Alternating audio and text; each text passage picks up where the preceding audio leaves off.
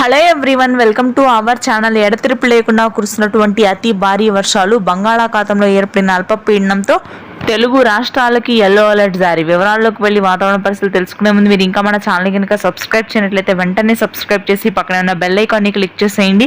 ఇక వివరాల్లోకి గనక వెళ్ళినట్లయితే రెండు తెలుగు రాష్ట్రాల్లోనూ గత 2 రోజులుగా ఎడతెరిపి లేకుండా అతి భారీ వర్షాలు నమోదవుతున్నాయి.